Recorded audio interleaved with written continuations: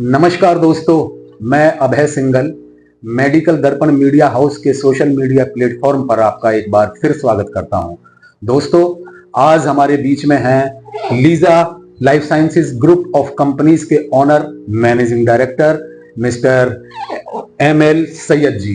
ML Syed ji के बारे में मैं आपको बताना चाहूंगा दोस्तों कि इनका अपना रुड़की के अंदर पूरा काम है, फ्रेंचाइजी पीसीडी का काम है, इनका अपना मैन्युफैक्चरिंग यूनिट है और ये गुजरात से बेस्ड है। आपका बहुत बहुत धन्यवाद, बहुत बहुत शुक्रिया मुजाहिद सैयद जी। कृपया अपनी कंपनी के बारे में बताएं, आप कहां से बेस्ड हैं और आपने अपना कैरियर किस तरह से शुरू किया और आज आप किस तरह से अपनी सफलता जो आप प्राप्त कर रहे हैं उसमें आपका स्ट्रगल, आपका संघर्ष साफ दिखाई देता है। बताएं अपने बारे में कुछ, मुजाहिद सैयद साहब। जी सर, मैं मुजाहिद सैयद, मैं गुजरात बेस्ड हूँ। ऐसे हम लोग 2005 में जब ये एक्साइज जोन, यहाँ पे एक्साइज फ्री जोन जब इसे घोषित किया गया था, तब मैं यहाँ पे आया था। यहाँ की उत्तराखंड में रुड़की एरिया की पहली 5-6 मैन्युफैक्चरिंग यूनिट में से मैं एक था उस वक्त। और उसके बाद हम लोग संघर्ष करते रहे, कोशिश करते रहे, आगे बढ़ते गए। फिर 2011 में मैंने लीजा लाइफ साइंसेज स्टार्ट किया। लीजा लाइफ साइंसेज जो है वो एक छोटे से लेवल पे मैंने स्टार्ट किया था। फिर धीरे धीरे हम उसमें मेहनत करते चले गए, पीसीडी अपनी प्रोडक्टें बढ़ाते चले गए। देन फिर मैंने एक्सपोर्ट स्टार्ट किया। उसके बाद ये हुआ कि हमारा खुद का मैन्युफैक्चरिंग यूनिट यहाँ पे हमने लगाया बायोसेना के नाम से। देन एक वॉनिक्स रेमेडीज के नाम से अलग एक फर्म हमने बनाई। इस तरह 3-4 कंपनीज को मिला के हमारा एक ग्रुप बना है ये, जिसमें सबका एक अलग अपना सेपरेट वर्क है। जिसमें ये है कि हम मान लो कि एक फर्म मेरी जो काम करती है वो सब इंटरकनेक्टेड है, सब एक दूसरी फर्म से, तो उसका बेनिफिट हर कंपनी को मिलता है मेरी। और मेरा एक्सपोर्ट में भी एक ठीक ठाक काम कर रहा हूँ अदर कंट्रीज में। जैसे मान लो कि कॉन्गो में हमने एक यूनिट भी लगवाया, वहाँ पे उसका एक्सपोर्ट का सारा टोटली यहाँ से हमने मैनेज किया। और मेरा जो ये मैन्युफैक्चरिंग यूनिट है यहाँ पे बायोसेना, इसमें हमारा टैबलेट, कैप्सूल, सिरप और ऑइंटमेंट है जिसमें मैन्युफैक्चरिंग है। एज पर WHO है, एज पर रिवाइज शेड्यूल है के अकॉर्डिंग हमने यूनिट पूरा बनाया है। और क्वालिटी के जो मानक हैं उनके ऊपर हम पूरी कोशिश करते हैं कि हम खरा उतरे। स्ट्रगल ये रहा कि सर, जो गुजरात से हम जब चले थे ये इंडस्ट्री का देख के कि भाई छोटी सी जगह चाहिए, 2-3 हजार स्क्वायर फीट में फैक्ट्री बन जाएगी। अब ये है कि 2-4 बीघों में भी नहीं होती। आज हमारी फैक्ट्री जो है वो लगभग 12 बीघे के अंदर है यहाँ पे। उसमें लगभग मेरा कवर्ड एरिया जो है नियर अबाउट 50,000 स्क्वायर फीट के करीब कवर्ड एरिया है। फिर भी रिवाइज शेड्यूल एम के अकॉर्डिंग मुझे यूँ लग रहा है कि अभी भी कुछ कमी है जिसे हम पूरा कर रहे हैं अभी, और मोस्ट प्रोबेबली बहुत जल्द हम उन कमियों को भी पूरा कर लेंगे। बहुत बढ़िया, बहुत अच्छा जवाब दिया आपने मुजाहिद साहब के, और आपका ये संघर्ष हमें दिखाई भी देता है। कुल कितने प्रोडक्ट आप बनाते हैं?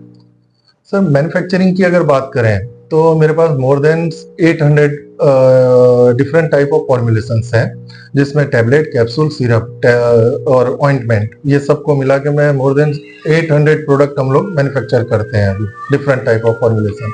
और जिसमें सारे जो प्रोडक्ट हैं वो मैन्युफैक्चरिंग लेवल के ऊपर, मान लो कि जो डिफिकल्ट है, ऐसे प्रोडक्ट भी हम लोग बनाते हैं जो मान लो कि हाइड्रोस्कोपिक ड्रग है, या कुछ फॉर्मुलेशन के अंदर ऐसे प्रोडक्ट हैं कि जो लोग बना नहीं पाते या एकदम से बनाने में झिझकते हैं कि कहीं बैच खराब हो गया तो क्या होगा।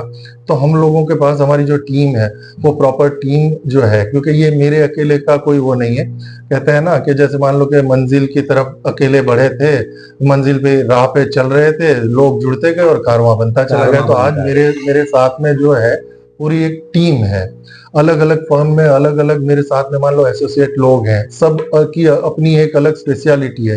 तो उन स्पेशलिटीज को हम यूटिलाइज करके एक अच्छा ऑर्गेनाइजेशन बनाने में कुछ हद तक कामयाब हुए हैं। आगे स्काई इज द लिमिट, बहुत है, लंबी उड़ान उड़नी है, सबका साथ रहा तो वहां तक भी पहुंचेंगे। बिल्कुल सर, हमारी शुभकामनाएं, आप बहुत लंबी उड़ान उड़े। और मुजाहिद साहब बताइएगा कि उपभोक्ताओं की एक ही शिकायत होती है कि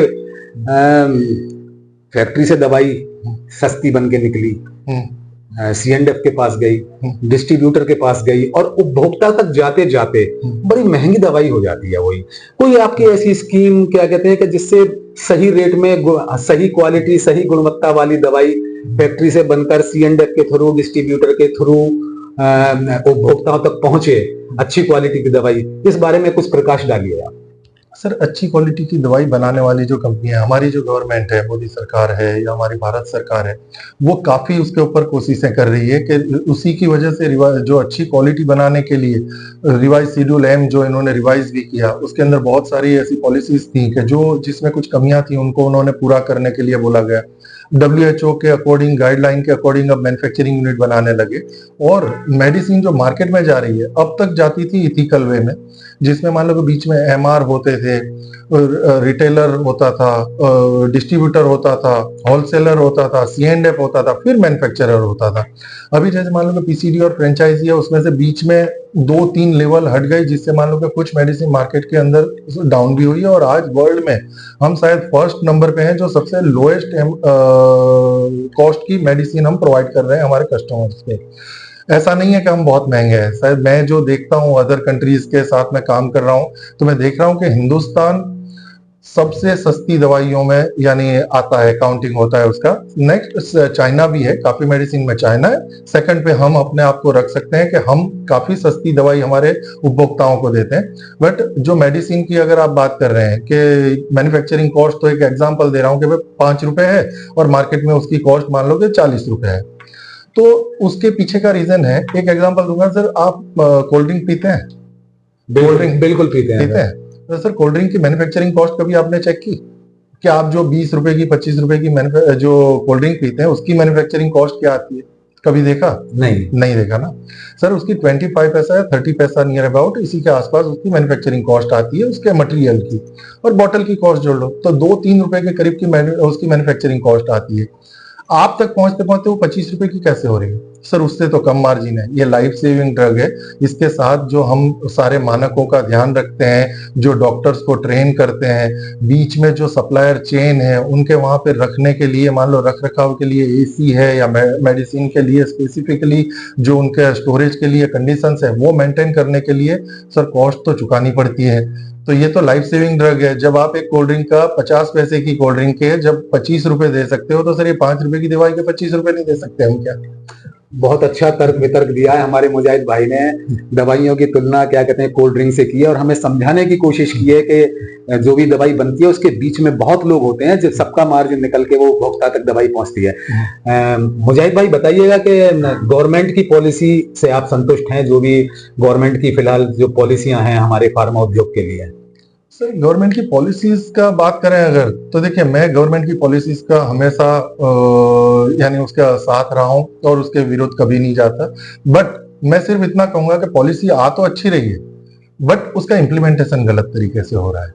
मान लीजिए कि जो भी पॉलिसी आ रही है उसमें एक स्पेसिफिक टाइम देना चाहिए आपको सारी कंपनीज को। आज मान लीजिए कि एमएसएमई के लिए रिवाइज शेड्यूल एम कर पाना इतना इजी नहीं है कि जिन लोगों ने एक स्टाइल में काम किया हुआ है या एक फंड के साथ वो काम कर रहे हैं, इमीडिएट वो एकदम से कोई 6 महीने में या 8 महीने में या साल भर के अंदर वो एकदम से दुगनी इन्वेस्टमेंट नहीं कर सकते। तो पॉलिसी तो अच्छी है, बट उसका इफेक्ट एमएसएमई जो छोटे उद्योग हैं, एसएसआई यूनिट्स हैं, उनके ऊपर काफी इफेक्ट होगी इसकी, जिससे हो सकता है कि उनके यूनिट जब प्रभावित होंगे तो एमएनसीज या मान लो कि दूसरी कंपनियां हैं वो शायद उसका गलत फायदा ना उठाए और मेडिसिन को रेट्स कहीं बढ़ ना जाए, मुझे ये डाउट है।